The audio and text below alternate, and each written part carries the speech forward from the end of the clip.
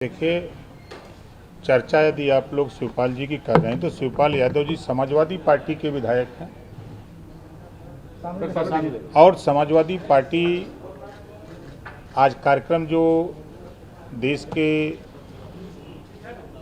लोकसभा के अध्यक्ष जी यहाँ आए हुए हैं, जो ई विधान की व्यवस्था है पेपरलेस, आज जो उद्घाटन कार्यक्रम था उसमें प्रतिपक्ष के नेता को रहना बहुत ज़रूरी है और कोर्ट के आदेश से रिहाई हुई है और रिहा होते हैं तो सब लोग मिलेंगे। ज्ञानवापी को लेकर एक नई बहस छिड़ी हुई है पूरे देश में। जो विपक्षी पार्टियां हैं वो सरकार पर आरोप लगा रही है कि धर्म की राजनीति की जा रही है, लेकिन कहीं ना कहीं जनभावनाओं की अगर बात करें तो लोगों का मानना है कि सर्वे होना चाहिए। आपका क्या नहीं, देखिए वो न्यायालय का मामला है, न्यायालय अपना काम करे, सरकार अपना काम कर रही है और हमारा मानना है कि इस समय जो बढ़ती हुई महंगाई, बेरोजगारी, भ्रष्टाचार और जो पढ़ लिख के छात्र आत्महत्या कर रहा है, हमको उस पर चर्चा करनी चाहिए। वो आत्महत्या न करे, महंगाई से कैसे निजात मिले, गरीब इलाज के अभाव में परेशान है, उसको बेहतर इलाज कैसे मिले, इन सब बिंदुओं पर क्यों नहीं चर्चा हो रही है, क्या कारण है। आज हम 5 साल हो गया सामाजिक न्याय समिति की रिपोर्ट लागू करने के सवाल पे मैंने सरकार से इस्तीफा दिया था, मंत्री पद से इस्तीफा दे दिया था। 5 साल पूरा हो गया, फिर दूसरी सरकार भारतीय जनता पार्टी की आ गई और आज सामाजिक न्याय समिति की रिपोर्ट, न्याय की बात होती है, सबका साथ सबके विकास की बात तो हो रही है, लेकिन सामाजिक न्याय समिति की रिपोर्ट लागू करने की बात क्यों नहीं हो रही है। आज एक देश एक टैक्स लागू हुआ, आज एक देश एक पेपर, तो फिर एक देश एक एजुकेशन क्यों नहीं लागू हो रहा है देश में।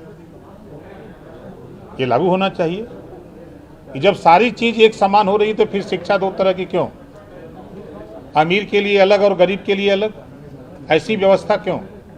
इस पे भी चर्चा होनी चाहिए।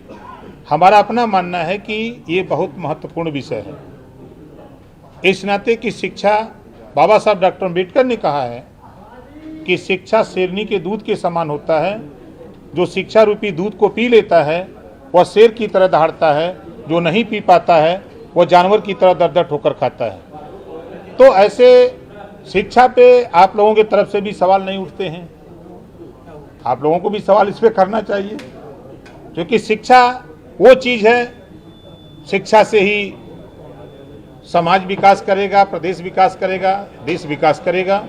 और जो नई टेक्नोलॉजी की चर्चा हो रही है बगैर शिक्षा के, आज उस गरीब से पूछिए जिसके घर में शिक्षा नहीं है वो कैसे लाभ उठाएगा, उसके यहाँ तक कैसे हम व्यवस्था को पहुँचावें, हमको उस पर भी चिंतन करने की जरूरत है। आप इस पे क्या बोल रहे हैं? देखिए, हम हमेशा शिक्षा, स्वास्थ्य, रोजगार, नौकरी की बात करते हैं और न्यायालय अपना काम कर रही है। उसमें जो जिस पार्टी में है, जिस विचारधारा का अपनी बात बोलता है, हमारी विचारधारा साफ साफ है। हम महंगाई से निजात दिलाने के लिए लड़ना चाहते हैं, हम शिक्षा के लिए लड़ते हैं, हम गरीबों को इलाज कैसे फ्री में मिले इसके लिए लड़ते हैं, हम गरीबों को फ्री बिजली देने की बात करते हैं। जब देश के बड़े बड़े उद्योगपतियों के कर्जे माफ़ हो सकते हैं, फिर देश में गरीबों के बिजली का बिल क्यों नहीं माफ़ हो सकता है।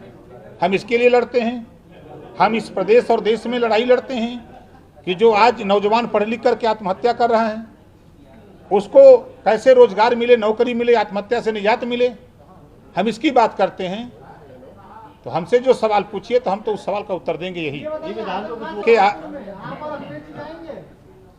अब देखिए, हम अपने मालिक हैं, अखिलेश जी अपने मालिक हैं। हम अखिलेश जी अगर कहेंगे कि साथ चलने के लिए तो हम साथ चलेंगे। अब वो नेता हैं, बड़े नेता हैं, सरकार बनवाते रहे हैं, आते हैं तो मिलने तो जरूर जाएंगे, हम भी जाएंगे। नहीं महाराज, कोई पीछे नहीं। ठीक है।